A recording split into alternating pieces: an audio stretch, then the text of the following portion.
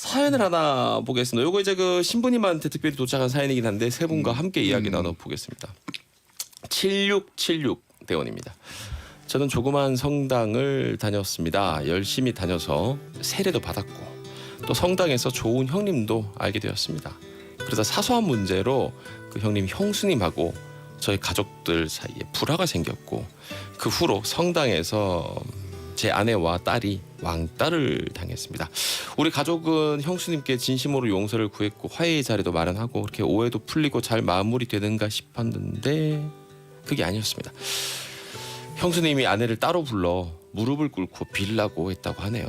그 일 이후로 아내가 화병이 나서 술을 시작을 하게 됐고 2년 전에 하늘나라로 떠났습니다. 솔직히 저는 그분을 용서할 수가 없습니다. 당연히 성당도 싫어졌고요. 이런 분노로 가득한 제 마음을 어떻게 다스려야 할까요? 라는 사연. 우선 저는 그 신부로서 이 사연 보내신 분께 먼저 크게 좀 사과하고 싶네요. 아니 뭐 왜 사과를 하고 싶냐면 이렇게 이런 그 역할을 하신 분 말하자면 무릎 꿇어 하고 얘기할 수 있는 우리 성당 조직 안의 여자 대표는 보통 그런 분을 성모회장님이라고 하시는데 성모회장. 네. 근데 우리는 항상 성모회장님에게 녹아나거든요. 왜냐면 이분이 너무 철저하게 그냥 모든 신도들이 장악력이 있구나. 장악뿐만 아니라 그 장악력을 모두 모아서 신부님한테 충성을 바치거든요. 그러니까 이분한테만 얘기하면 모든 게 해결돼. 근데 그렇게 해결하는 사이에 이렇게 장악력을 발휘하기 위해서 이런 일까지 있었나 생각하니까 참 이렇게 사과하고 싶은 마음이 갑자기 들었는데 그래서 안 되겠다. 앞으로는 좀 1년에 2번 전수조사를 해야 되겠다. 어떻게 장악하는지 이런 정말 큰 상처를 주면서까지 하는지에 대한 생각을 하게 됐고요. 두 번째는 사람의 관계는 항상 적당한 거리를 둬야 된다 이런 생각을 합니다. 부부의 거리가 있고 부모님과의 거리가 있고 형제들 간의 거리가 있어서 거리를 지켜야지. 여기 사연대로 무슨 피를 나눴다고 형수님이고 무슨 피를 나눴다고 형님이에요. 가족도 아닌데 가족처럼 친하게 지내는 그런 관계 설정이 아하. 잘못된 거예요. 오히려 큰 화를 볼 처음부터 수 있다. 성당 교우들끼리는 신자들의 거리가 있는 거예요. 믿음을 위해서 만났잖아요. 근데 현실적으로 안 그렇잖아요. 현실적으로 매일같이 안 그런데 모든 일이 그래요. 뭔가 좀 이해관계가 있으면 바짝 달라붙고 그리고 또 여러 가지 이유 때문에 그 거리를 너무 망각하는 경우가 있어요. 근데 거리를 지키는 것이 지혜로운 일이라고 생각해서 이게 모든 우리 성당 신자분들한테 말씀드리고 싶은 거는 여러분들이 말로는 형제 자매라고는 하지만 진짜 형제 자매는 아닙니다. 여러분들은 의미 말씀해 주세요. 적어도 교인과 교인 사이의 거리를 둬야 되고 그중에서 돈거래 절대 하지 마시고 특히 네, 그리고 술을 드셔도 2차까지 가지 마시고 네. 믿음을 위해서 성당 갔지 술 마시러 성당 간 거 아니잖아요. 그러니까 그런 거리들을 항상 유지하고 서로가 서로를 위해서 기도해 주는 관계지 형 아우하면서 형수하면서 지내다가 상처를 받으면 엄청 크게 받는 거고 이런 상황이 이미 예고된 거라고 생각해서 우리가 모든 매사에 이렇게 관계를 맺을 때는 그 거리를 잘 유지하고 부모님한테 훨씬 더 친근하게 해야지 부모님에게 멀리 하고 옆에 있는 술 친구하고는 성당 막 다니는 사람들하고 그냥 매일 매일 만나고 다니고. 옳지 않아요. 그 사실 제일 이상적인 건 이 신과 그 다음에 이 믿음을 가진 이 신자와 딱 그 관계만 있으면 제일 좋은데 사실은 이게 특히 외국 나가면 더 그렇잖아요. 교회를 중심으로 똘똘 뭉치기도 그럼요. 하고 예. 이거 사실 현실적으로 무시는 또 할 수 없어요. 그렇죠. 집단을. 또 교회 다니는 그 뭐 목적은 아니지만 그래도 부수적으로 오는 여러 가지 어떤 그 이익 중에 좋은 의미의 이익 중에서 사람들 관계 안에서 좋은 관계가 거기서 쉬고 또 사랑을 나누고 친교를 하고 하는 것이 굉장히 중요한 그 교회를 다니는 또 교회에서 얻는 그런 그 만족이잖아요. 그래서 네네. 사실 뭐 이렇게 형제다 자매다 이렇게 표현하면서 가족처럼 지내지만 사실 그렇게 못 되더라도 그렇게 표현하면서 지내고자 하는 이유는 바로 그런 만족을 얻기 위해서 그런 건데 저는 이분 같은 경우에는 사실은 뭐 지금 현재가 더 힘들어 하시는 것 같아요. 네. 물론 그때도 힘들었지만 그래서 저는 그 용서를 지금 못하기 때문에 더 용서하고 싶지 않고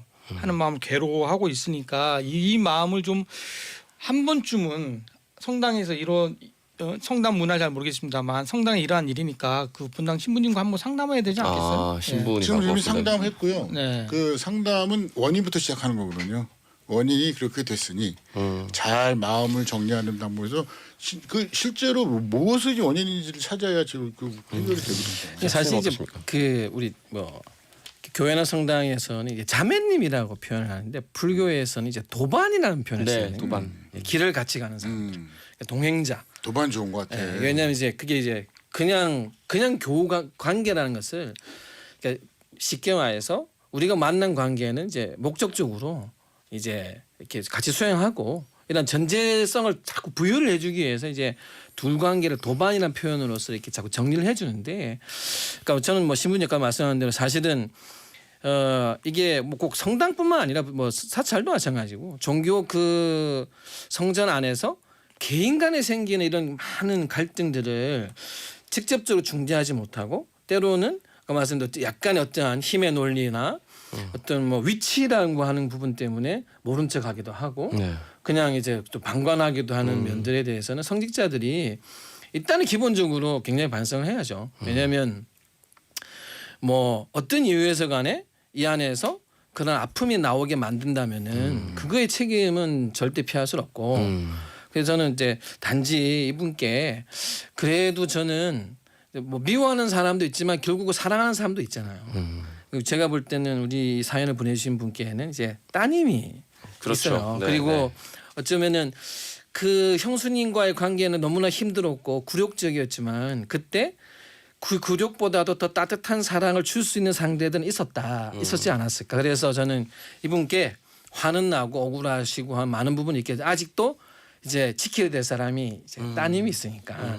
그리고 그 따님은 이제 이분의 오로지 사랑과 마음으로 붙잡을 수 있으니까 결국은 저는 내가 누군가에게 얼마만큼 많은 사랑을 다시 줄 수 있느냐에 따라서 그 힘이 마음의 불길을 끄는 것이지 꼭 우리가 그 불길을 끄기 위해서만이 노력할 필요는 없거든요. 내가 지금 누군가를 너무나 사랑할 수 있고 지켜야 될 딸이 있고 그 어느 누구보다 부인보다도 이제 그 사랑을 지금 놓치지 말고 더 줄 때 내가 그 사랑을 끌어낼 수 있을 때 그러면 결국은 이 문제보다는 내가 누군가를 사랑해야 될 문제가 더 크기 때문에 조금은 그게 좀 우리 사연을 보내주신 분께 따님을 더 보시고 그래서 제가 노래도 예, 좀 이런 노래를 해서 혼자가 아니시다. 그게 당신도 혼자가 아니지만 우리 저 스님이 굉장히 도력이 출중하세요. 예, 우리 따님도 있으시니까 아니, 저는 아예 그렇게 성당에 괴로워하지 마시고 절로 오세요. 이러지 않았는데. 이거 와도 다 비슷해요. 사람 사는 데는 절도 충분히 있으니까. 스님도 뭐 신이 아니니까 분노가 있지 않습니까? 그럼요. 어떻게 푸세요? 저는 진짜 사실 성격상 그걸 좀 갖고 있으면 힘들어요. 전 제가 그걸 많이 경험을 해보면서 제 자신 너무 힘들더라고요. 그래서 처음에는 내가 너무 이런 부분이 약한가 생각했었어요. 근데 이게 어느 순간 생각이 들더라고요. 내가 독을 품고 있는데 아무 이상이 없으면 내가 무슨 이거는 인간이 아닌 거죠, 그러면. 뱀밖에 더 됐겠냐. 그럼 당연히 내가 뱀이 아니면 맑은 종이 흰 종이면 뭐 독한 게 떨어지면 녹는 게 당연하다. 그래서 우리가 이런 거에 아프고 화를 내거나 냈을 때 좀 더 아파야 되고 힘든 걸 자기를 발견할 때 그래도 나는 그래도 내가 뱀과는 아니다 아직은. 인간이구나. 나는 뱀은 그래서 아니니까 그 감정도. 뱀은 낼 수가 없잖아요. 저는 태생이 소리 많이 반대라 네. 승질 나면 승질 다 내고. 그러니까요. 네, 승질 다 내고 난 다음에 반성해.